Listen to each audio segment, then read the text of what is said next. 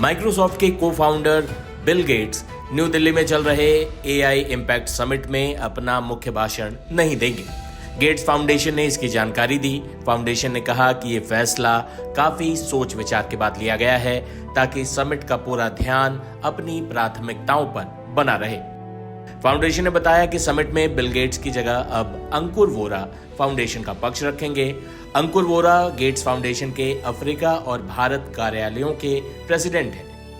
वो समिट के एक सत्र में अपनी बात रखेंगे। अंकुर वोरा फाउंडेशन के कामों को लंबे समय से देख रहे हैं। बिल गेट्स के समिट से हटने की वजह अमेरिकी अपराधी जेफरी एप्स्टीन से जुड़े दस्तावेजों में उनके नाम को आना बताया जा रहा है। इन गुप्त दस्तावेजों को हाल ही में जारी किया गया है।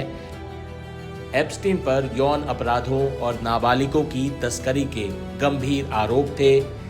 2019 में जेफरी एप्स्टीन की आत्महत्या के बाद उससे जुड़े कई क्लासिफाइड दस्तावेज सार्वजनिक किए गए हैं, लगभग 30 लाख डॉक्यूमेंट्स। इन फाइलों में दावा किया गया है कि एप्स्टीन और बिल गेट्स के बीच गहरे संबंध थे। एप्स्टीन ने गेट्स के एक्स्ट्रा मैरिटल अफेयर्स और अन्य निजी गतिविधियों में मदद की थी। हालांकि बिल गेट्स ने एक इंटरव्यू में इन मुलाकातों पर अफसोस जताया। उन्होंने कहा कि मैंने एप्स्टीन के साथ जो समय बिताया उसका मुझे पछतावा है, मैं इसके लिए माफी मांगता हूं। बता दें कि इंडिया एआई इम्पैक्ट समिट में गूगल के सीईओ सुंदर पिचाई, ओपन एआई के सैम ऑल्टमैन जैसे दिग्गज शामिल हो रहे हैं। इसमें एनवीडिया के सीईओ जेसन हुआंग भी शामिल होने वाले थे, लेकिन उनका आना भी आखिरी समय पर टल गया। कयास ये भी लगाए गए कि उनके हटने की वजह बिल गेट्स की मौजूदगी हो सकती है। हालांकि कंपनी ने ऐसा कोई आधिकारिक कारण नहीं दिया, लेकिन बिल गेट्स का भाषण न देना माइक्रोसॉफ्ट का एक अच्छा फैसला है। इस वक्त जब बिल गेट्स विवादों में हैं, उनका भाषण भारत में हो रहे एआई इम्पैक्ट समिट को बेवजह विवादों में ला सकता था। बता दें कि फ्रांस के राष्ट्रपति, ब्राजील के राष्ट्रपति सहित दुनिया के तमाम दिग्गज टेक कंपनियों के सर्वे सर्वा इस वक्त भारत की राजधानी नई दिल्ली में हैं। भारत ऐतिहासिक एआई इम्पैक्ट समिट की मेजबानी कर रहा है।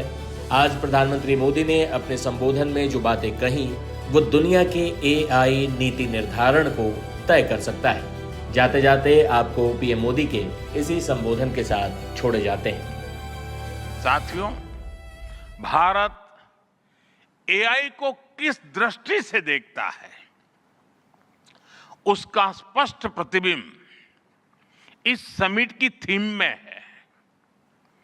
सर्वजन हिताय, सर्वजन सुखाय, welfare for all, happiness of all.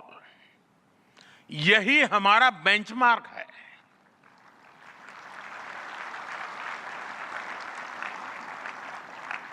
AI के लिए इंसान सिर्फ डेटा पॉइंट न बन जाए, इंसान सिर्फ रॉ मटेरियल तक सीमित न रह जाए।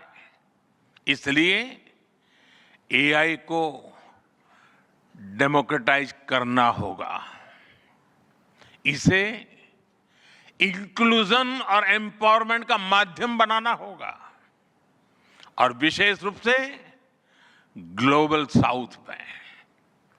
साथियों, हमें एआई को ओपन स्काई भी देना है और कमांड भी अपने हाथ में रखना है।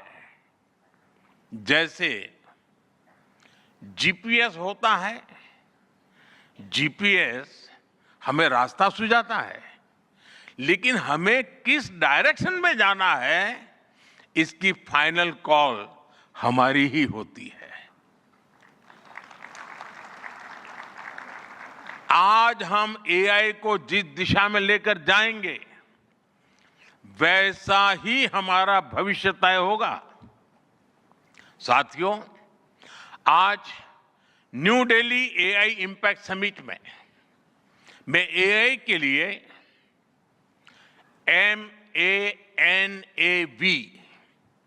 MANAV मानव विजन प्रस्तुत करता हूं। मानव का अर्थ होता है ह्यूमन, और मानव विजन कहता है M moral and ethical systems, यानी एआई एथिकल गाइडेंस पर आधारित हो, अकाउंटेबल गवर्नेंस यानी transparent rules, robust oversight and national sovereignty यानी जिसका डेटा उसका अधिकार। एक्सेसिबल एंड इंक्लूसिव यानी एआई मोनोपोली नहीं, मल्टीप्लायर बने। वैलिड एंड लेजिटिमेट यानी एआई लॉफुल और वेरीफाइबल हो। भारत का ये मानव विजन 21वीं सदी की एआई आधारित दुनिया में मानवता के कल्याण की अहम कड़ी बनेगा।